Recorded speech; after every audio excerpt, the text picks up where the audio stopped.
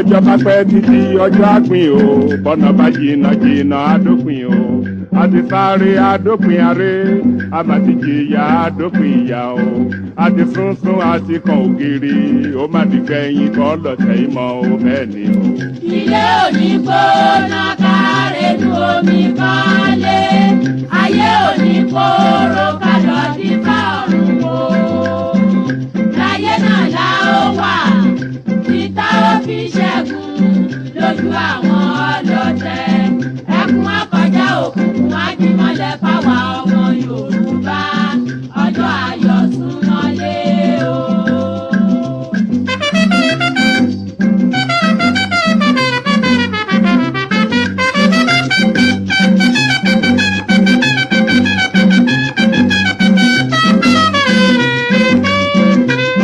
ọjọ́ ayọ̀ Yorùbá ti súnmọ́lé.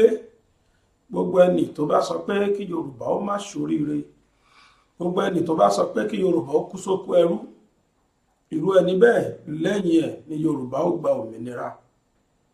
Gbogbo ẹni tó bá sọ pé ó di dandan o owó tóun rí ilẹ̀ Yorùbá àbí owó tóun rí lára Yorùbá owó yòówù ò fẹ́ kó tán àfi kí Yorùbá ó bá wá ṣẹrú nítorí owó tóun rí, irú ẹni bẹ́ẹ̀ bàbá sọ pé kó máa nìṣó dé wá ṣòburú bẹ́ẹ̀ ni.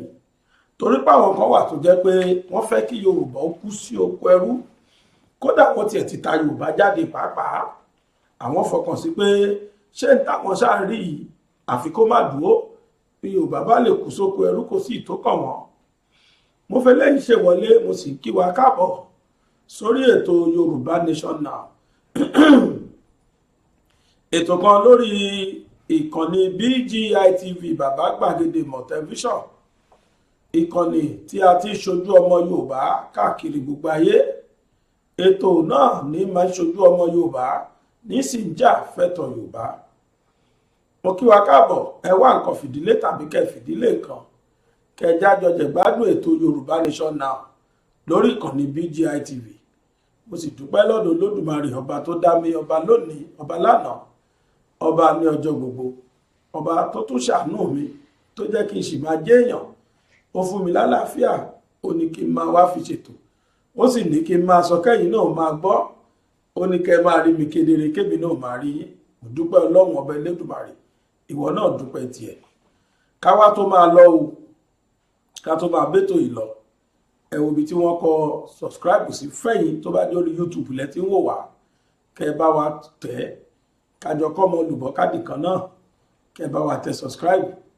Tó bá sì jẹ́ pé orí Facebook lẹ́yìn tí ń wò wá, ẹ wo ibi tí wọ́n kọ follow sí lórí iṣẹ́ ìkànnì tẹ́ tí ń wò wá yìí, kẹ́ follow wa ń bẹ̀. A wà lórí gbàgede mọ̀ with Aláwìyé Adébáyọ̀. Gúrùpù wa lórí Facebook a máa jẹ́ gbàgede mọ̀ pẹ̀lú Aláwìyé Adébáyọ̀, ẹ join wa bẹ̀ náà. Tó bá jẹ́ orí Instagram lẹ́yìn tí ń wò wá, orúkọ Instagram page wa ni gbagedemo_22. Ibikíbi tẹ́ bá ti wò wá ń bẹ̀. Lórí YouTube à ń jẹ́ bàbá gbàgedemo TV. Ẹ subscribe fún wa bẹ̀ kẹtẹ̀lé wa. Ó yá ní pápápá ẹ jẹ́ ká gbé agbádá ọ̀hún kaná o, kájọ jẹ̀gbádùn ètò tòní. Mo sọ̀rọ̀ kan wọlé lẹ́ẹ̀kan pé àwọn kan wọ́n fọkàn sí pé káwọn ta Yorùbá dànù kí n táwọn rí bẹ̀ sáti máa mẹ́ẹ̀. Wọ́n ti ń sáré kiri nísìn bí 2023 ò ṣe ní bọ́ ṣe máa jẹ́ pé àwọn ni wọ́n dé orí ipò àlééfà táwọn náà tún máa wá fìyà jẹ Yorùbá lọ. Ẹ wá jẹ́ kí onítọ̀hún mọ̀ wípé ẹ jẹ́ kírú àwọn ẹni bẹ́ẹ̀ ò mọ̀ pé Yorùbá kì í ṣẹrú mọ́ o, Yorùbá ti gbọ́n. Ayé ìgbà kan ojú dúdú, àwọn kan ní ń pariwo pé ìyàlẹ́ fi jẹ Yorùbá yìí tí wọn ò sí lẹ́nu ọ̀rọ̀. Àmọ́ láìpẹ́ Ọlọ́run Elédùmarè la Yorùbá lójú, a ríran kedere, ojú wa sì là. A rí wípé Yorùbá kì í ṣọ̀dẹ̀ mọ́, Yorùbá mọ tí ń ṣe. Olóyè Sunday Igboho ni mo fẹ́ sọ̀rọ̀ ẹ̀ lénìí.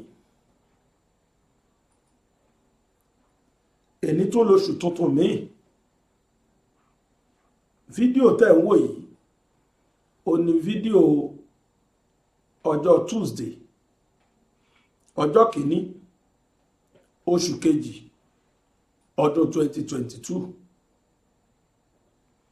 ọjọ́ kìíní oṣù kejì ọdún 2022 wọ́n ti gbé olóyè Sunday Igboho tì sátìmọ́lé láti inú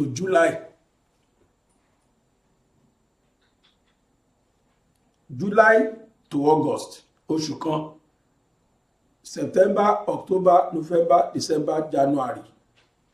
Ó ti lò dídí oṣù mẹ́fà gbáko ní àtìmọ́lé. A sì ráwọn àgbààgbà Yorùbá kan àtàwọn abẹnuganlẹ̀ Yorùbá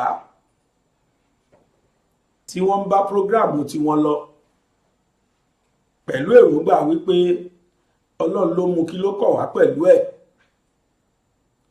Èmi tí ẹ rò pé Yorùbá sọ pé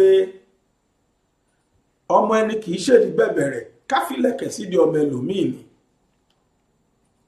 Ǹjẹ́ a rí ìran kankan nínú ẹ̀yà Yorùbá àbí nínú ẹ̀yà tó wà nílẹ̀ Nàìjíríà yìí kí wọ́n gbé ọmọ wọn tì sátìmọ́lé bẹ́ẹ̀ kí wọ́n má sọ̀rọ̀? Nnamdi Kanu òun náà ti lò oṣù mẹ́fà lọ tiẹ̀, ṣùgbọ́n nílẹ̀ Yorùbá yìí ni wọ́n ti mọ́lé sí. Ẹ wá rí gbogbo tú táwọn Yíbò ń pa, ẹ rí gbogbo tú táwọn àgbààgbà ilẹ̀ Yíbò ń pa, títí mọ́ba títí mọ́jòyè, títí mọ́ àwọn tí wọ́n wà nípò. Àsìkò kan àwọn olórí ilẹ̀ Yíbò kóra wọn jọ, wọ́n lọ sí Aso Rock. Wọn ò dákẹ́ lórí ọ̀rọ̀ Nnamdi Kanu. Gbogbo ìgbà ló jẹ́ pé tó bá ní court case, tó bá lọ sí court, gbàgbéje àwọn èèyàn ni wọ́n lọ síbẹ̀. Yàtọ̀ fáwa kéékèèké tá à ń sọ̀rọ̀ yìí, àwa tẹnu wa ò tọ́rọ̀ tá à ń sọ̀rọ̀ yìí. Ẹjọ́ àgbààgbà Yorùbá mélòó ló sọ̀rọ̀ nípa olóyè Sunday Igboho rí? Ẹni mélòó ló torí ti ẹ̀tọ́ ẹ̀kọ́ létí nínú àwọn abẹnugan tí wọ́n lọ sàbújá tí wọ́n lọ bá búbù pé tó fọmọ wa ilẹ̀ ò ti tó bẹ́ẹ̀? Wọn ò rẹ́sùn kọkọ kà sí lẹ́sẹ̀ o. Gbogbo tí wọ́n sọ mọ́ fabricated lies, àwọn àgbélẹ̀rọ irọ́ pípa ò ní wọ́n sọ mọ́. Ẹ ti ẹ̀jẹ̀ á fi ti Yorùbá nation pé a fẹ́ gba Yorùbá nation, ẹ̀jẹ̀ á gbẹ̀yẹ̀ tì, ẹ̀jẹ̀ á fèsì gbígbé tí wọ́n gbólóyè Igboho. Ṣó tẹ̀tọ̀ nínú òfin? Ẹ wá tó já mú Yorùbá nation, ẹ tó já bí o Nàìjíríà léèrè pé ṣó lẹ́tọ̀ọ́ káwọn kan béèrè nípa pé àwọn fẹ́ dá dúró nínú òfin? Tẹ́ bá bí Nàìjíríà léèrè ní abẹ́ United Nations law, méjèèjì ló wà lábẹ́ òfin. Olóyè Igboho rí pé wọ́n pààyàn sílé òun, ó rí pé òun ò wà, kò sí security fóun, ó rí pé mi òun ò safe, ó sì sá lọ sí Benin Republic, ó sì kà sílé ọ̀hún. Kódà kìí ṣe Benin gan ló sá lọ, ó ń gba Benin kọjá sá lọ ni, which is correct. United Nations law faramọ́. Kódà ibi tí mo gbọ́rọ̀ yẹn dé, kí èèyàn rí pé insecurity wà fóun, kó sáwọ ẹ́mbásì kan, kódà nílùú tó rí pé insecurity wà fóun, kó sáwọ ẹ́mbásì ìlú míì ní ìlú yẹn. Àwa Nàìjíríà, èèyàn wá sá lọ sí Benin Republic embassy Nàìjíríà, Nàìjíríà ò gbọdọ̀ fọwọ́ kàn mọ́ torí ó ti sí kàṣẹ́lẹ́ọ̀mù sí Benin Republic ló túmọ̀ sí. Kódà while the Republic Benin Republic embassy is still Nigeria. Torí pé Benin Republic embassy tó sá lọ yẹn kì í ṣe Nigeria embassy, wọ́n kàn reside ní Nigeria ni. Èyí tó túmọ̀ sí ni pé representative Benin ló sá lọ bá, ó ti sá lọ bá Benin, and Benin must grant him asylum according to the constitution. Nigeria náà sign sí nínú international law, nínú kí lorúkọ United Nations law. láti wá béèrè fún self determination ṣó wà lábẹ́ òfin bẹ́ẹ̀ ni United Nations kọ́ gàdàgbà Nigeria is part of, in fact, the first United Nations summit tí Mr. President wa máa attend in tó sọ̀rọ̀ lé lórí nìyẹn self determination. It's a pity mi mọ̀ pé máa sọ̀rọ̀ débẹ̀ bá gbé fídíò yẹn wá. So where is the crime? Where is the crime that he has committed? That one is asking for self-determination is never a crime lábẹ́ òfin Nigeria, lábẹ́ òfin United Nations. Ẹ̀tọ́ ọmọnìyàn sì ni lábẹ́ òfin. Crime wo ló commit? He has never committed any crime.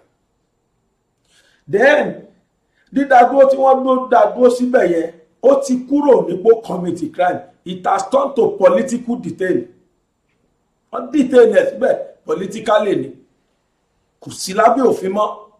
Wọ́n ti kọjá àyè, Benin ti kọjá àyè, Nigeria ti kọjá àyè nípa dídádúró for 6 good months tó sì bá parí á tó di 7 months. Níbo ló wà lábẹ́ òfin? Ẹ ti violate fundamental human right ọmọkùnrin yẹn.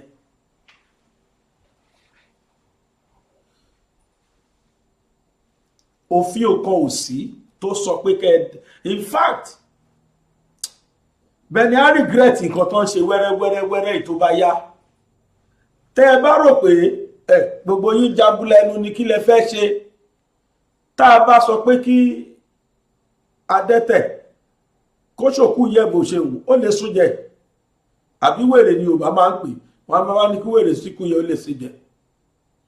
Bẹ́ẹ̀ bí ẹ̀yin bá rò pé bóyá ẹ̀yin lẹ máa dá wọn táwọn bá dá yín kọ́,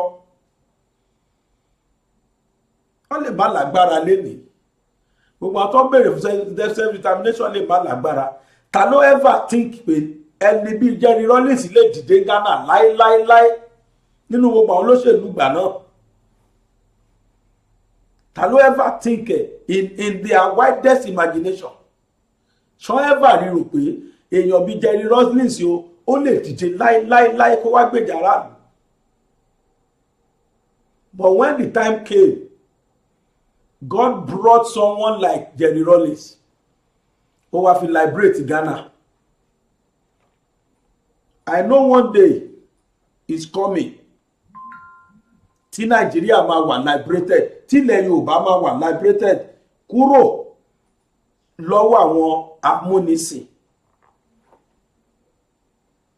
Tí gbogbo àtà sọ̀rọ̀ sí ò bá lẹ́nu ọ̀rọ̀, tí gbogbo àtà wà sí tá sọ̀rọ̀ sí àsì nípò, tí gbogbo àtà sọ̀rọ̀ sí ò bá lágbára, ẹ rántí pé ẹnìkan wà tó lágbára ju gbogbo lágbára ayé àtọ̀run lọ, tí í ṣe Ọlọ́run Ẹlẹ́dàá,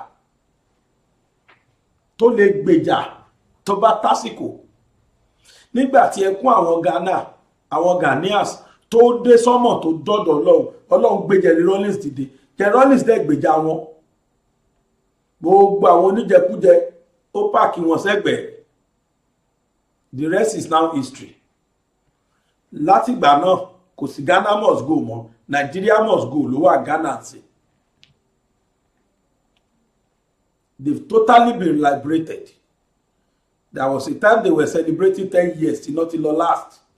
Nigeria will never celebrate 1 week till not till last. No part of Nigeria tó lè celebrate. Mi ò lè sọ Aso Rock o, kódà iná lọ l'Aso Rock. Because I could remember there was a day I saw the tabloid. Wọ́n ṣe ECOWAS meeting lọ́wọ́, ECOWAS ní Abuja, iná lọ mọ́ wọn lójú. I'm stand to be corrected. Níbo ló wá kù? ECOWAS meeting, ECOWAS summit, wọ́n ṣe lọ́wọ́ l'Abuja.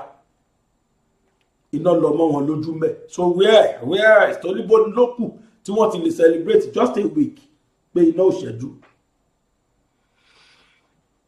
Kò sí tọ́lọ̀ wọn bá ò lè ṣe. Detention tó fún Igboho, it has become totally illegal now. Ó ti kúrò pé bóyá ó ṣẹ̀ṣẹ̀ kan. Wọ́n ń detain ẹ̀ politically ni, kò sí nǹkan míì tó ṣe mọ́ jù yẹn lọ. Anybody bá ń pariwo pé ó fẹ́ dàlúrú ní irọ́ ni. If we should face reality, the whole lawyer in the whole world mọ̀ wípé what Yorùbás are asking for is legal. kì í dẹ́ ṣe Yorùbá nìkan ló béèrè, go to the whole world ló béèrè fún self determination presently. Ó ń ṣẹlẹ̀ South Africa, ó ń ṣẹlẹ̀ káàkiri Mali àbí kankan náà ṣe tí wọ́n lọ́wọ́ báyìí. Kódà wọ́n tiẹ̀ tó wá ga, wọ́n ní anything fresh àwọn ò fẹ́ gbọ́ mọ́ lu àwọn. kì í ṣe international, kì í ṣe national language àwọn mọ́. Anything French cancel it. Kí France wá lọ gbógun bá wọn, àwọn náà sá colonize wọn, francophone country tá ni wọn. Anybody can ask, it is part of your fundamental human right. In as much your race accept it. Yorùbá sọ pé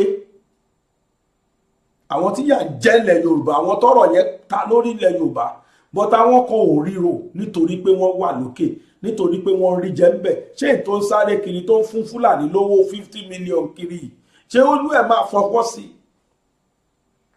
Nígbà tí wọ́n mọ táwọn rí. 6 months ago, láìṣẹ̀ láìrò, ẹ̀bìrà yín léèrè tí Ìgbòho bá jọmọ yín kọ́. Ó níyàwó, ìyá ẹ̀ wà láyé wà láàyè o. Àdẹ̀bẹ̀rù Ọlọ́run sí ìkọ̀tà ìṣe. Àwọn Abacha tó jẹ́ tyrant ruler níbo náà wà lẹ́nìí? Where are they? Ẹni tó ṣe dáadáa mo ló wà, ẹni tó ṣe burúkú mo ló wà. Wọ́n ti fún sáà ní ìtẹ̀ láwọn kan rí lánàá. Níbo náà wà lẹ́nìí? Where is Olúṣẹ́gun Ọbásanjọ́? Ọ̀dọ̀ ayé sì ń gbóhùn tiẹ̀. Níbo ni Ṣàgàrí wà? Àwọn kan dìde nígbà tó fẹ́ dìbò 1993, wọ́n láwọn ABN, Association for Bastard Nigerians. Níbo ni wọ́n wà? Ọ̀fíríwòsù àbùkínà kan lórí àwọn olórí wọn bá ẹ̀. Where is the man? He has turned to mushroom. Ní ìròpò lè dàdúró mọ́. Babangida ńkọ́? Tí wọ́n lè pàṣẹ mọ́ Nàìjíríà sí. Àwọn kan ti gba agbórin bẹ̀ yẹn kọjá lánàá, tó jẹ́ pé lẹ́nìí they are no more relevant. Former ló máa gbẹ̀yìn everybody yín. Finally, ẹ wá gbóyè late. Gbogbo aláwọ̀ padà gbóyè late. Ṣùgbọ́n when you become late, what do you want people to be saying about you after you have left this world? Story yẹn lè fọwọ́ ara yín kọ́ sí. History yẹn lè fọwọ́ ara yín kọ́ sí.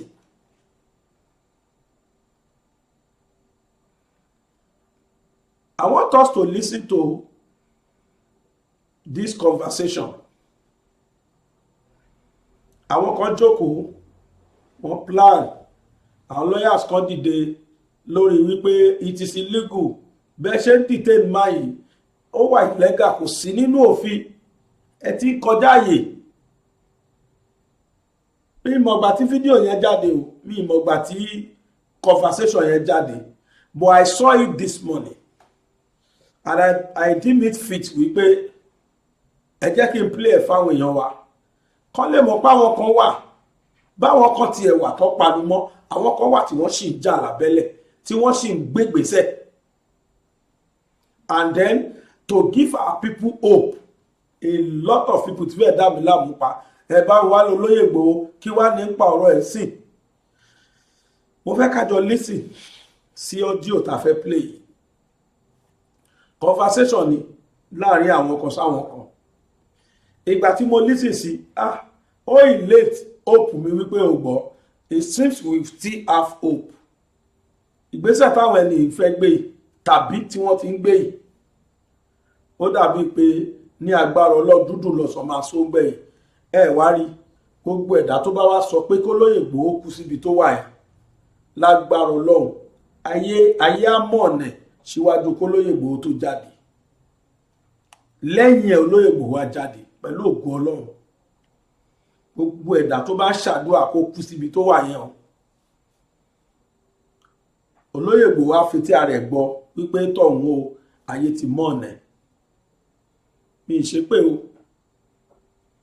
ṣùgbọ́n kò sí èmi ò rí lémi omi ìlẹ́sọ́ ẹlòmí òbí mi ò rí nǹkan kan tó jẹ́ṣẹ̀ nù tó ṣẹlẹ̀ nílẹ̀ Yorùbá, and that is why I have been giving them my voice so far, because nǹkan tó ṣì ń ṣe it is within the ambit of the law. Tí DSS bá gbé anybody wọ́n kàn ń ṣe nítorí pé wọ́n ní agbára ni. These people have never been violent, they've never done anything wrong so far. Ẹ fìyà jẹ wọ́n lójú wọn, wọ́n rí ibi ìlú lórí bó ṣe rí ìṣọ́pọ̀lọpọ̀ lè rìn jáde mọ́ ni. Let me tell you, gbogbo àwọn ọmọ tari tí wọ́n ṣe rí ṣúàsì yìí, gbogbo ọmọ kéékèèké tí wọ́n kó níjọ́ Saturday tí wọ́n lọ pààyàn dọ́kọ̀, it is failure of government. Gọ́ọ̀mẹ̀ntì ló fail láti ṣojúṣe wọn. Ìlú mélòó ni yahoo wà? Ṣé yahoo wà l'Amẹ́ríkà ni? Ṣé wọ́n ń ṣe irú ẹ̀ ni? Tẹ́ bá ráhùn tó ṣe ọmọ Nàìjíríà ló lọ ṣe mẹ́. Gọ́ọ̀mẹ̀ntì ló fail now. Èèyàn kan á níṣẹ́ eré lọ́wọ́, á wà fully employed. Á wá sọ pé crime ló tún fẹ́ máa ṣe. Ẹni tó níṣẹ́ eré tó ń gbowó ńlá kò ní fẹ́ kú. Ẹ máa ṣọ́rù wọn náà, máa ṣọ́ mọ́tò lọ́tún lósì kan tó sọdá torí wọn ò fẹ́ kú, ní tí wọ́n enjoy wọn ní fẹ́ lose ẹ̀. Bẹ̀tọ̀ ọmọ kàwé tó kò rí nǹkan fi ṣe, brain yẹn dẹ̀ wá bẹ́ẹ̀ á lò sọ́nà evil. That is why you see them, that is why you see the rate of crime tó fi increase every day Nigeria. Àbí ẹni tí ìyá tààrò tó fi rán níléèwé tó tún wá ti lé òwe ọ̀hún dé lẹ́yìn ọdún, lẹ́yìn gbogbo ìyà tó jẹ láìmọye ọdún, ó wá padà tí iléèwé yẹn dé, ó wá di pé yẹn ló tún padà bọ̀. Ìmí máa lọ ṣe àwọn iṣẹ́ tó jẹ́ pé iṣẹ́ tìjúṣẹ́ wọ̀ sí. Tó bá ní crime tí wọ́n dẹ̀ mọ́ lọ́hùn, they will venture into it. Ó lẹ́sẹ̀ rí tí rate of crime, in fact the rate tó tẹ̀ wá fi increase sí kọjá bẹ́ẹ̀. A dẹ̀ gbá wọn kan tó sọ pé kọ́ da 50 million youths, kọ́ dà wọ́n síṣẹ́ army, kọ́ máa fún wọn pákíjẹ, ọ̀dọ́ wọn ti láwọn ò sọ bẹ́ẹ̀. Wọ́n dẹ̀ fẹ́ jẹ president lè youth yẹn lórí. Kọ́ dà wọ́n síṣẹ́ army, kọ́ máa fún wọn pákíjẹ, kọ́ máa jẹ àgbàdo, they eat maize, they eat corn, they eat àgbékà. Can you imagine? You have no plan for youth, you have no plan for the future of the country, you have no plan for anything. Gbogbo youth program tẹ́ ṣe ó fail ìbọn ni. Empower tán láwọn ṣe kí náà fi dà gbẹ̀yìngbẹ̀yìn. Wọ́n fi campaign gbẹ̀yìn náà ni. At the end of the day kí ló wá dà? Ẹni mélòó ló benefit? Kí ni rate of unemployment? Rate of unemployment yẹn gbé sí ratio mélòó ló jàǹfààní Empower? Kí náà wá fi dà? Must we continue like this? Ẹ wá rẹ́ nìkan tó dìde tó ní in ọ́fíìsì náà, ẹ gbé pamọ́, àwọn kan dẹ̀ sọ rubbish tó bá wọn lẹ́nu. Torí pé they want to vote in 2023 and they see the man as a stumbling block. Wọ́n rí pé òun ni stumbling block tó ní jẹ́ káwọn dépò. Must we continue like this, Yorùbá? Adẹ̀panumọ́ adẹ̀wò, some people kept quiet. If this guy happens to be your children, would you have kept quiet?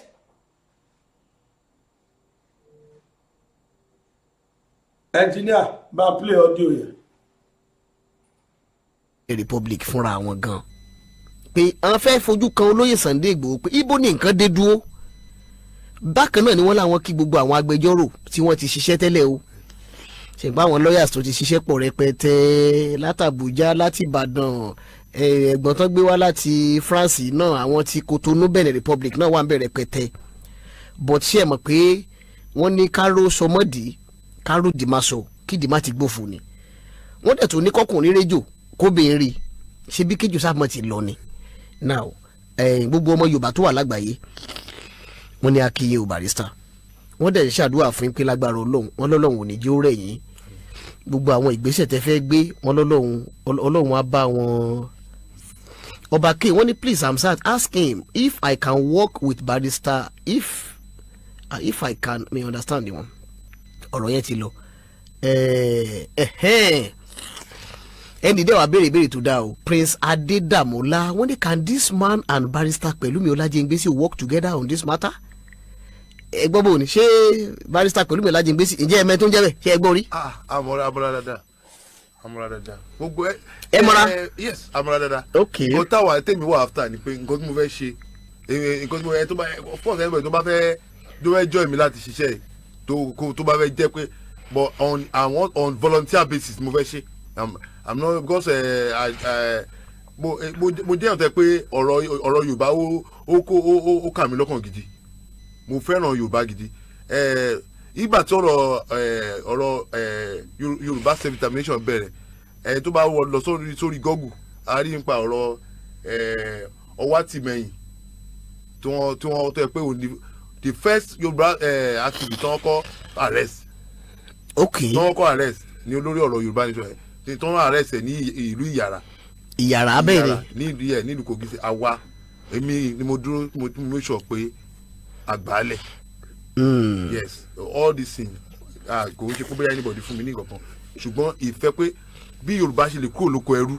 nǹkan tó yẹ kó mo fi ṣe nǹkan tí mo ṣe nìyẹn. tó ẹ̀yin èèyàn tí ẹ̀ ń béèrè pé ṣé wọ́n lè ṣiṣẹ́ pọ̀ pẹ̀lú barrister Pẹ̀lúmi Ọlájíngbésì àwọn nǹkan kan bẹ tí mo fẹ́ kẹ́ ẹ ṣàkíyèsí o ẹ rí i pé barrister Pẹ̀lúmi Ọlájíngbésì iṣẹ́ tí wọ́n yàtọ̀ sí iṣẹ́ kí ló kọ bàbá tó wà níbàdàn yìí san bàbá Yomi Aliu ẹ rí i pé iṣẹ́ tí barrister Pẹ̀lúmi Ọlájíngbésì ṣe l'Àbújá lórí àwọn ọmọlẹ́yìn olóyè Sunday Igboho ni barrister àbí ṣé barrister ni wọ́n Chief Yomi Aliu àwọn ṣe ẹjọ́ tí olóyè Sunday Igboho nìbàdàn ẹ rí i pé tẹ bá ṣàkíyèsí ní Benin Republic oríṣiríṣi àwọn lawyers ni wọ́n gbé dìde wọ́n ṣe débi pé wọ́n tún gbé lọ́ọ̀yà kan dìde láti France ìyẹn ni pé oníkálukú wa ń gbìyànjú agbára títí ẹ̀ ṣùgbọ́n kí ló fa irú ìgbésẹ̀ tí barrister Tósìn Ọjàọmọ náà fẹ́ gbé barrister Tósìn Ọjàọmọ wọn ní ìdí owó lọ́wọ́ anybody o wọn ní ìdá àti fàkáǹtì lẹ́fẹ̀ẹ́ nìkankan wọn ní ìdí anybody rárá ṣé rí rísìn tó jẹ́ ká wà lórí rédíò yìí lọ́sàn-án yìí kò kọjá pé èmi as a person mo fẹ́ kí gbogbo ẹ̀yin tẹ́ ẹjọ́ ọmọ Yorùbá kẹ́ ẹ mọ ipa tí wọ́n ń ṣe kẹ́ ẹ dẹ̀ mọ̀ rú pé èèyàn kan tó wà o tó ń gbé ìgbésẹ̀ kí ni ìgbésẹ̀ táwọn fẹ́ gbé ṣé ẹ pé gbogbo ìgbésẹ̀ tí oníkálukú ní ló ti gbé ṣùgbọ́n eléyìí táwọn náà ẹdún náà ọ̀rọ̀ tẹ́ ń sọ yìí ṣé àwọn èèyàn wá bẹ̀yìn fún ni àbẹ̀kẹ́ tí ẹ̀rù fún ara yín. no tẹ́lẹ̀ lórí ọ̀rọ̀ Yorùbá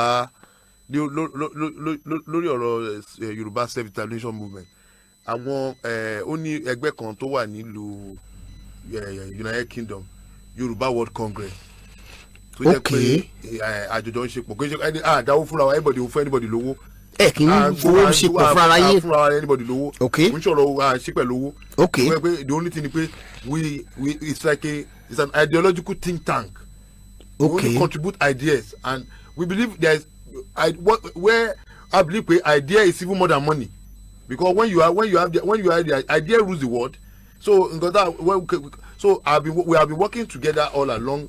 They are even the people that even brought me into this Yoruba self-determination but we never talk about money. What we even did was nǹkan tá a ṣe ń gbà tó kọ́ bẹ́ẹ̀ ni pé Yorùbá World Congress a contribute owó fún ara wa we contributed our own money during the COVID lockdown tá a pẹ̀lẹ́ sí à ń fáwọn èèyàn ní 5,000 naira àwọn ọmọ Yorùbá. nígbà yẹn tó yẹ pé wọn bí àwọn tó tí ò sún nǹkan tó lè jẹ tó ìjọba Nàìjíríà tí àwọn èèyàn mọ́lé láì fún wọn lówó ẹnìkan fi ìbéèrè kan tá ń bí wọ́n fi mẹ́sàgì kan ránṣẹ́ sí i ṣùgbọ́n ọ̀dọ́ nínú òfẹ́ tí wọ́n ní sí i ló jẹ́ kan sọ wọ́n ní Mr. Hamzat please tell this barrister to stop public his plan online Nigeria government may send someone to attack him. irọ́ gbogbo ọ̀nà la fi fi lọ́kàn balẹ̀ pẹ̀lú yẹn ò sí níbí kò sí ń bí àti pé ṣe é mọ̀ pé gbèsè tí wọ́n fẹ́ gbé àwọn náà ní báírò tó fẹ́ lò ọwọ́ náà fi máa kọ́ tó fẹ́ kọ́ wọ́n sọ pé wọ́n fẹ́ lọ wọ́n ṣe rálì o agbẹjọ́rò ni wọ́n kò ṣùgbọ́n fẹ́ ṣe rálì kankan o àwọn olóyè òṣùgbọ́n ṣe rálì o mo dẹ̀ ṣọ́ pé ẹ ṣe gan-an adúpẹ́ lọ Mr. John Adénáwó ìmọ̀ràn làwọn náà mú wá yẹn ṣe rí nǹkan tí barrister tó wá fẹ́ ṣe ẹ jẹ́ mọ̀ pé kò ní nǹkan kan ṣe pẹ̀lú ọ̀rọ̀ Nàìjíríà another thing tí mo fẹ́ sọ fún yín nìyẹn. operating on international platform now. ṣe eré lè tán fẹ́ ṣe yìí wọ́n sọ pé kí Nigeria government má ṣe sí wọn o wọ́n di Nigeria government lọ́wọ́ o. Nigeria government is complainant olóyè àwọn la fẹ́ kojú àwọn ló fẹ̀sùn kàn. so olóyè Sunday Igboho làwọn ṣetán láti fight fún àbí láti jẹ́ pé fún ìtúsílẹ̀ olóyè Sunday Igboho mo lè sọ fún nǹkan pọ́rọ̀ tó wà nílẹ̀ kò tiẹ̀ ní ìkankan ṣe pẹ̀lú ọ̀rọ̀ Yorùbá nation lọ́wọ́lọ́wọ́ báyìí ìtúsílẹ̀ olóyè Sunday Igboho nìkan òun nìkan tí wọ́n ń jà fún ṣé ọ̀rọ̀ iṣẹ́ ó dẹ̀ ṣe é dájà àwọn tẹ́lẹ̀ fẹ́ ṣe yẹn ṣé gbèsè yẹn ṣe é dágbé. ó ní ọ̀rọ̀ kan tó máa ń sọ wọ́n ní the pen is mightier than the sword eléyìí sọ̀rọ̀ ọ̀rọ̀ pé ọgbọ́n orí la fẹ́ lò sí. ọgbọ́n orí dẹ̀ ju agbára lọ. ju agbára lọ so nǹkan tá a máa ṣe ni so we are going to take steps because now up to now ó sọ pé èèyàn the offence is bailable in the real sense of it if you have the allegation there are offences that can be the allegations that are made against him are offences that are available under the law so why would this man be kept for so long so àwọn tó ṣe even in Nigeria àwọn tó ṣe nǹkan tó le jẹlé lọ Nàìjíríà wọn fún wọn ní kan bẹ wọn fún wọn ní wọn tú wọn sílẹ̀. ẹnìkan náà fi ọ̀rọ̀ kan ránṣẹ́ Mr. Kiyemi Peter láti Dublin Island wọ́n ní tell him to be careful of what people will be saying and be focused. ìyẹn kẹ gbogbo àwọn yẹn pé kò lè má sí èèyàn kéèyàn ẹ rí i pé ṣé ní social media tá a wà yìí ilé ayé kan ni o mọ tí ẹni yẹn sọ Mr. Kiyemi Peter ní táwọn ń try láti sọ ni pé gbogbo bẹ́ẹ̀ ṣe fẹ́ ṣe kinní yìí o a lè ráwọn èèyàn kan tí ó mọ sọ̀rọ̀ tẹ́ ẹ̀ láì tẹ́ pé wọ́n lè fẹ́ fi discourage yín wọ́n ní kẹ́ ẹ má wo gbogbo àwọn ọ̀rọ̀ yẹn pé ibi tẹ́ ẹ̀ ń lọ yẹn gan àkókò mọ ẹni tí Ọlọ́run lè gba owó ẹ̀ láti ṣèyanu ibi tọ́rọ̀ dẹ̀ di dúró yìí ó ti kọjá pé ó ti kú lọ́rọ̀ ẹ̀ nìkan.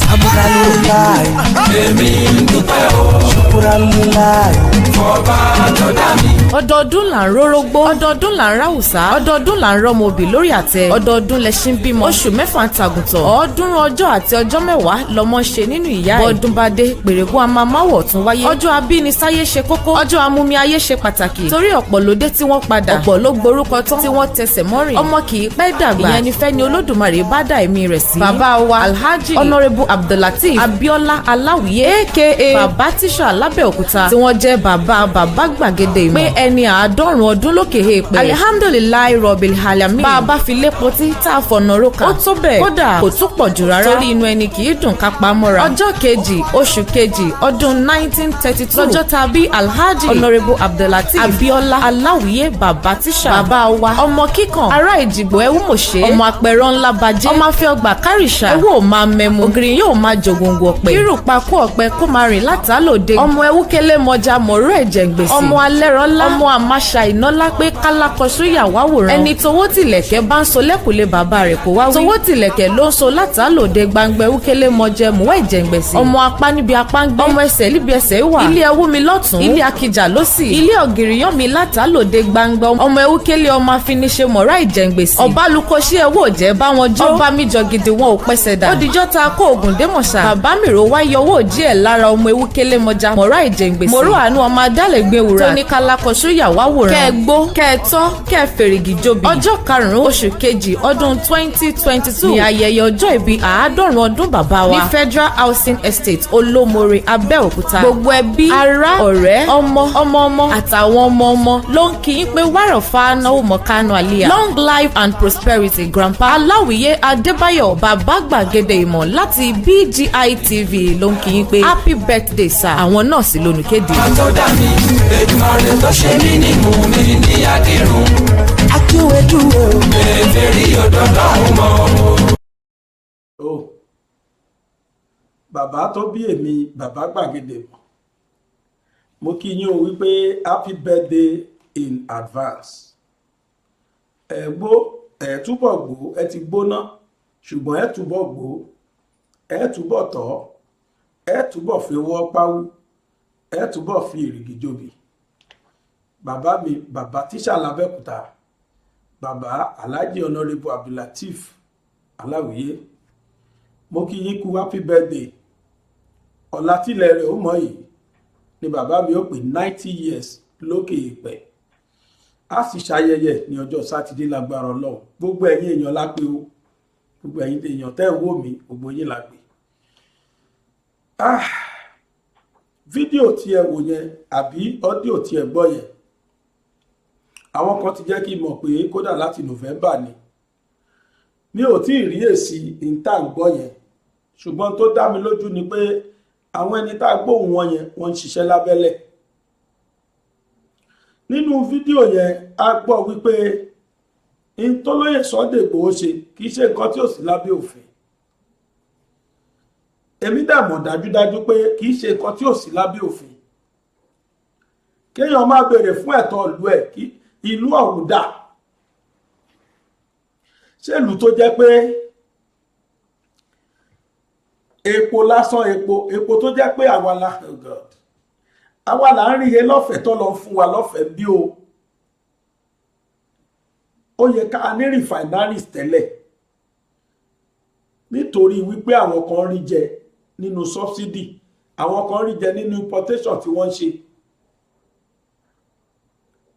àádẹ́wà epo yẹn ní crude àtà síta àtúwá fowó ra refined one wá wọlé are we fools?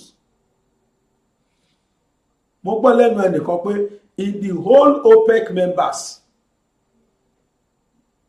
Organization of Petroleum Exporting Countries àwa nìkan ló jẹ́ pé a kì í refine epo wa nílùú wa àwa nìkan ló jẹ́ pé a máa import crude oil wọlé la máa import refined oil tó jẹ́ pé àwa tà níta tàpá àwa fún ẹ̀lẹ́wó àwa fìrà wọlé lọ́kàn gógó why are we importing petroleum pẹ̀lú wípé a ní in abundant ìlú wa kí ló dé tí gbogbo refineries ò ṣiṣẹ́ corruption ni àjẹbánu ìlú tí ò work ìlú tó yẹ pé kò ṣiṣẹ́ fún ọmọ láti ṣe owó tó yẹ kó fi ṣiṣẹ́ àwọn kan ló kó sápò wọ́n fi bullion fund kó pamọ́ sílé wọn. Must we continue like this? So yẹ ká máa rí kó máa lọ bẹ́ẹ̀ nínú gbogbo àwọn tó ń bó lóyè Sunday Igboho kódà rí lónú ọ̀dọ̀ tó ń búkọ́ lọ mú ó yẹ kó wà níbi tó wà yẹn ẹbí pé ṣé n tó fẹ́ jẹ ló ń jẹ sórí ṣẹ́ṣe àìmọye tó jẹ́ pé I beg to apply náà sì ṣe kiri ní age 50 age 40 àìmọye tí ò lè proud of 10,000 naira lákàùntì ẹ̀ ní at the age of 50 years àwọn ẹni yìí jẹ future wa máyé adẹ̀hẹ́ ni wọ́n àbí gbà tí ọmọ 80 years tó sì dupò kí ló fẹ́ jẹ ṣó fẹ́ dọlọ́run ni àwọn orúkọ kan wà tẹ́mi tí ń gbọ́ lójú òṣèlú since when I was in primary school láti ìgbà tí mo ti wà primary school mo sì ń gbọ́ dèní whereas age 20 age 25 lọ́pọ̀lọpọ̀ wọn dépò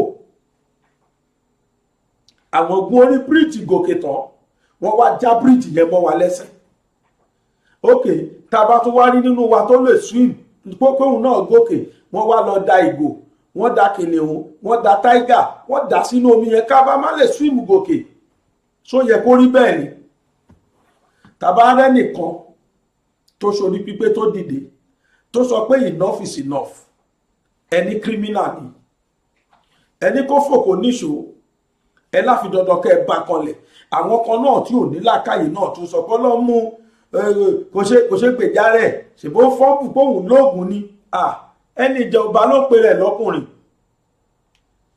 ìjà òjijì ìjà téèyàn plan fún Professor Pella jọ́kì ní àná ṣé kò lóògùn wọ́n mú náà ní bí ẹ tó má dìyẹ wọ́n lọ yìnbọn pa ni ṣe ká sọ pé kò lóògùn ni bọ́ torí pé tó bá ti fẹ́ sùn ọ̀pọ̀lọpọ̀ tó bá ti jẹ́ kó fẹ́ rest gbogbo tó kó mọ́ra tó ń fi ṣàgbára máa gbé lẹ́yìn wọ́n ti mọ time tí wọ́n mú alágbára kí ló dé tó jẹ́ time tó lọ sílé Ìgbòho nìyẹn tó bá pẹ́ lóòótọ́ mi ò ń báyàn sọ o kò lóògùn kò ṣe kinní kan wọ́n ṣe lọ bá lọ́sàn-án gan gbogbo ìgbà tí wọ́n fẹ́ try láti gbé lọ́sàn-án gan tí ò bá ní nǹkan kan tó gbójúlé lóòótọ́ kí ló dé tí wọn ò rí gbé ìkọ́sáwà tí mo fojú ara mi rí tí wọ́n ti gbé mọ́tò dúró helicopter ti park tán fẹ́ fi gbé why tí wọn ò fi rí arrest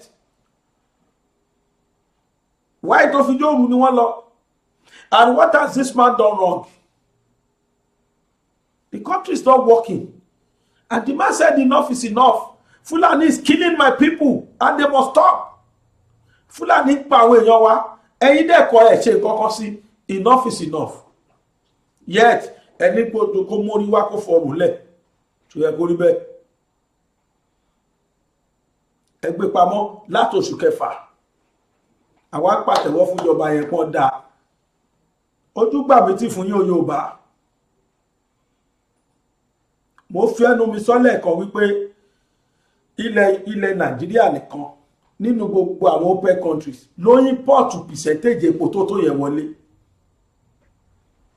tí bá ní iná jó lórí omi ẹni kí n kó irú ẹ̀ wá ẹnjìníà bá wá fídíò ọ̀gbẹ́ni yẹn káfí tí ara wa gbọ́ látẹnu ẹ̀ for us to know the kind of country we are and yet we are singing osana to them àtún kí wọn pé wọ́n ṣe wọ́n kárí wọ́n bà future wa jẹ́ ọ̀dọ́ ò rí bí lọ́mọ́ ọ̀dọ́ ò lẹ́nu ọ̀rọ̀ adẹ̀ sọ pé ó kárí security kò tún sí failure ní oúnjẹ kò ṣeé kàn owó ọ̀hún wọ́n ti bàjẹ́ mọ́yàn lọ́wọ́ bó o ní 10,000 lọ́wọ́ sì máa rò pé lówó lọ́wọ́ o torí gbò bá kára bọ̀ kó tó 1 hour papọ̀ dédé rí pé kí ló ṣẹlẹ̀ 10,000 1 hour owó kí ni 5 minutes ẹ̀wọ̀n bá ṣọ́ra everyday nìkan yẹn wọn everyday àwọn àti ẹ̀tún máa sọ fún ẹ àwọn tó ń tajà máa ń pẹ́ last week lẹ sọ pé ìràsà kì í ṣe week last week lọ́hùn àwọn countries kan dẹ̀ wà tó jẹ́ pé nǹkan tẹ́ ẹ rà ní ọdún 5 lénìí you still meeting the same amount in the next 5 years. ẹ lọ sí Mẹ́kà àwọn tí wọ́n ra ọ̀gẹ̀dẹ̀ ní 5 dirham 5 riyal níbi 10 years ago wọ́n lọ ní yíyáyì the same 5 riyal náà ni wọ́n rà yíyáyì bó jẹ́ Nàìjíríà ní ọjà 10 years ago á ti di times 20 tàbí times 100 nípò ojoojúmọ́ náà ní kọ́ máa devaluate owó wa wọ́n devalue owó wa every blessed day. ẹ̀bẹ̀ gbọ́kùnrin yẹn mú bọ̀. Now, a lot of things are there floating around from government sources, from neoliberal sources. We know that as we speak today, the IMF continues to pile pressure, the IMF and the World Bank continues to pile pressure on our government to remove subsidy, to devalue the naira, and so on and so forth. And so, our observations include our countering arguments to the arguments that are being made by these elements as Nigerians, and should further underline the fact that our ruling class is very shameless, is that Nigeria is the only member of OPEC. Mind you, a Nigerian will be stepping down, has been the General Secretary of OPEC for the past 8 years, will be stepping down in June of this year, okay, after completing his 2 terms. But Nigeria is the only member of OPEC country that imports more than 90 to 95% of refined petroleum products to meet our domestic needs and consumption. In other OPEC countries, the reverse is the case. All other OPEC countries meet their domestic requirements through domestic refining capacity, through their own domestic refineries, and then they export. We are the only country that our refineries have been, we have 4 refineries that have not been able to refine any product in the last 6 years. People are working, managements are there, and money is being spent. Another reason given by the regime and all previous regimes is the narrative around the price of fuel being much cheaper in Nigeria than in our neighboring countries in West Africa. And so they say that because of the subsidy that they have put there, the price is cheaper in Nigeria, and because it's cheaper in Nigeria, it encourages smuggling to other countries. We are going to show you now how fallacious that statement is. So let us examine this fallacious claim. Today, currently, the figures have been bandied around that Nigeria consumes between 54 million liters per day and 90 million liters per day. Sometimes the figure between what they say we consume and what is imported is also extremely very different. Now, in the last 6 months, of 2021, on the average, ruling class economists, anthropologists kept telling us that close to 50 million liters of PMS, petrol, was being smuggled across our borders on a daily basis. Now let us tell you why this figure is a complete lie. Now, 50 million liters of fuel will require 1,600 fuel tankers with a capacity of 33,000 liters. That means the biggest tankers, the long ones, not the small ones. It will require each 1,600 each to transport across our borders on a daily basis, 50 million liters.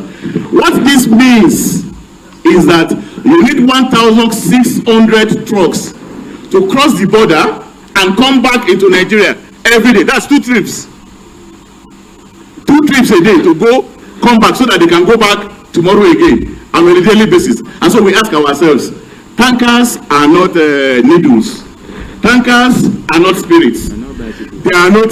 So how can 1,600 tankers cross our borders? Even if we have a 1,600 kilometer border line, even if each one is positioned and they cross from each 1 kilometer apart, how can a country, how can a ruling class actually justify the fact that 1,600 tankers cross its border every day, 2 trips every day? This requires a driver, at least one loader. That is 3,200 persons are involved in this trade. Just there. What about security? What about? So it's simply a fallacious argument. It is either it is not true, or that the Nigerian state is complicit in the smuggling, and that the Nigerian state is actually providing protection for the smuggling. It's either of those two. It cannot be anything else. When in January 2012, the Goodluck Ebele Jonathan regime unconscionably hiked fuel prices in the name of removing fuel subsidy, there was a justifiable mass outrage, and it precipitated the January uprising of 2012, also known as Occupy Nigeria. Recall that the exact same reasons given by the Goodluck Jonathan regime are the same reasons that this current regime is also giving. So they are saying our refineries are moribund. Jonathan said that 10 years ago, our refineries are moribund. Buhari is saying it 10 years after, our refineries are moribund. Okay? In 2012, Labour and civil society made demands. We put on the table, we said, look, how long does it take to build refineries, and how much does it cost? We agreed then that it will cost between $1.5 billion and $2 billion to build a refinery with a capacity of about 400,000 barrels per day. They said it will take 2 years. This is how many years? 10 years. Neither the 4 refineries that were moribund in 2012 are now bound in 2022, nor have new refineries been built since then. So the problem is really simple. For as long as we don't have domestic refining capacity, as long as we continue to import, as long as our currency continues to be floated against the dollar, for so long shall we continue to have a differential between the landing cost and the pump price. Otherwise, what we are saying is that we are saying market forces should determine the pump price, which means that on a weekly basis, you are going to be having 10, 20, 30 naira difference increase.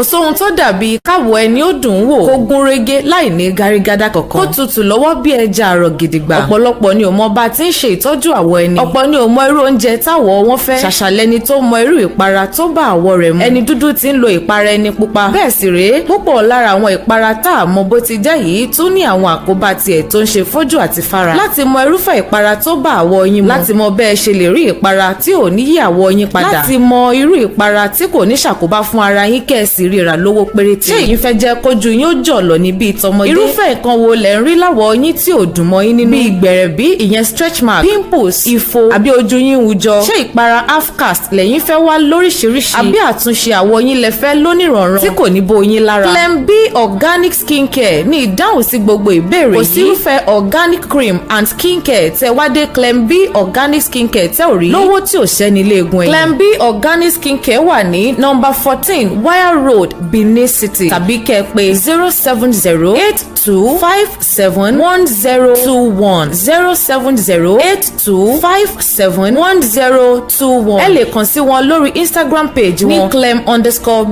clem_b._organic. In Clem B organic skincare, we sell raw organic materials and skincare. Our delivery cuts across the world. ẹni tí ó kúkú parọ́ ni ó sọ pé ẹlẹ́rìí òun wà lálákejì. The refineries are not working. There is no job for people to do. Kò síṣẹ́, kò sóúnjẹ, kò sówó, ìwọ̀nba tẹ́ bá tó pa kò tó ní value. Wọ́n ti devaluate. Purchasing power dẹ̀ ló jẹ́ owó. Kéèyàn mú 1,000 dání kí 1,000 lè ra nǹkan rẹpẹtẹ ní jẹ́ owó. Bọ́bẹ̀ bá mú 1,000 dání sí àtìlẹ́lẹ̀ lè fi rí nǹkan tó ní láríra jẹ mọ́. Lóde, must we continue like this? Asking for referendum is not too much. It is part of the right of the people. Ara ẹ̀tọ́ ọmọnìyàn ni lábẹ́ òfin. Olóyè Igboho lẹ́ṣẹ̀ kankan. Kí wọ́n fi sílẹ̀ kó máa bá tiẹ̀ lọ. Kò sẹ́ṣẹ̀ tọmọkùnrin yẹn ṣẹ̀. Gbogbo ẹ̀yin tẹ́ yẹ kẹ́ lẹ́nu ọ̀rọ̀ tẹ́ dákẹ́. Gbogbo yín lọ́lọ́mọ o. Àmẹ́mi mọ̀ pé láìpẹ́ láì jìnà rere báyìí dúdú báyìí lọ́sàn oṣù lágbára Ọlọ́run. Oníyanṣẹ́ ọlọ́kàṣẹ́ o. Gbogbo ẹ̀yin tẹ́ jókòó tì wá tẹ́ ń ṣàdúà lọ́tún lósì fúnlẹ̀ Yorùbá. Gbogbo yín la dúpẹ́ lọ́wọ́ ẹ̀. Ó dẹ̀ mí lójú pé láìpẹ́ á kọrin ayọ̀ láìpẹ́ yìí lágbára Ọlọ́run. Ọmọ ọlọ́mọ tí wọ́n ti mọ́lé wọ́n á túlẹ̀ láyọ̀ àmà bá tiẹ̀ lọ tó dé mi lójú láìpẹ́. Àwọn kan ń pè mí, bàbá ẹ̀gbọ́n tẹ́ ń sọ ẹ jẹ́ kó gba conditional release lọ́wọ́ wọn, kó gba conditional release ẹjọ́ ta ló fi pamọ́ síbẹ̀ conditionally. What sort of conditional release ni kó gbà? What type of condition ni wọ́n fẹ́ fún? And why would they give him any conditional release at all?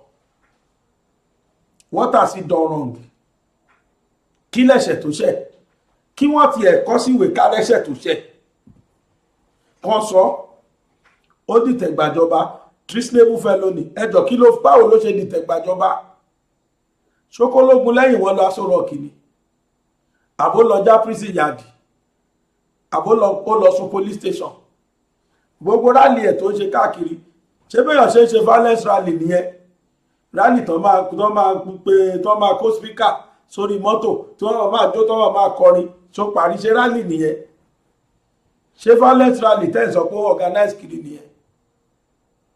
Kí ni tó sọ tó fi instigate violence nílùú tó fi create treasonable felony tó fi commit?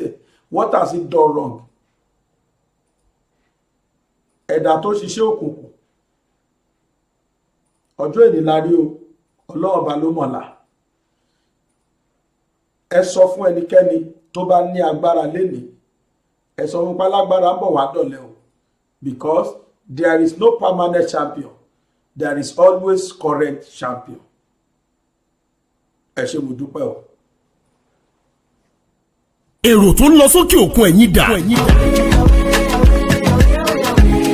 Ságbàsúlà àti máa wálé iṣẹ́ tó kójú òṣùwọ̀n láti bá ní ṣètò ìwé ìrìnnà ní kókó. Ọpẹ́ o. Ṣíṣe ìwé ìrìnnà dìrọ̀rùn ká bá ní ṣètò ilégbèé fún ìgbádùn àkókò ìsinmi lẹ́nu iṣẹ́, ìrìn àjò afẹ́ fún àwọn akẹ́kọ̀ọ́, lílọ sí Mẹ́kà òun Jerúsálẹ́mù, ó fẹ́ lọ kàwé lókè òkun, iṣẹ́ kíkọ́ lókè òkun àti bẹ́ẹ̀ bẹ́ẹ̀ lọ. Force Excellent Able Travels and Tours Limited wọ́n gba òǹtẹ̀ lọ́dọ̀ ìjọba pẹ̀lú àwọn àjọ elétò ìrìn àjò ojú òfurufú. Force Excellent Able Travels and Tours Limited àwọn gan lọ́ba láti bá wa dòwò pọ̀. Ẹ lè lè pe 09055052472 ẹ sì lè ti àtẹ̀ránṣẹ́ sórí +639-174-163-562. wọ́n wà ní nọ́mbà 45 Shokenway Òkè Ìjẹun Abẹ́òkúta ní ìpínlẹ̀ Ògùn. ẹ lè kàn sí www.excellenttravels.com.ph. Force Excellent Able Travels and Tours Limited. ìrìn àjò dìrọ̀. èmi ni aláìlúwà ọba dókítà Adédòkun Ọmọnìyí Àṣọlá Bọ́lárìn aróyin kẹ́yè kínní ọ̀ràngún ti ìlú Òkè Ìlá ní ìpínlẹ̀ Ọ̀ṣun. ẹ̀yin èèyàn wa mo rọ̀ yín o ẹ máa bá mi wo BGI TV bàbá gbàgede olólùfẹ́ Yorùbá ni ó fẹ́ òótọ́ sísọ ó máa fẹ́ràn àwọn ènìyàn ó fẹ́ràn wa nílẹ̀ Yorùbá. ẹ máa wo ibi tó yẹ ká máa bò ní gbogbo ìgbà ibi tá a bá dẹ̀ ti lè ran ilé iṣẹ́ yìí lọ́wọ́ ẹ jẹ́ ká ràn wọ́n lọ́wọ́ wọ́n ń ṣe nǹkan tọ́lọ́run nìkan wá ṣe ni ojú wa ò ní fọ́ o etí wa ò ní di o iléeṣẹ́ náà kò ní dàrú iléeṣẹ́ náà á máa dàgbà sókè BGI TV ẹ má fi ṣeré ẹ máa wò lóòrèkóòrè.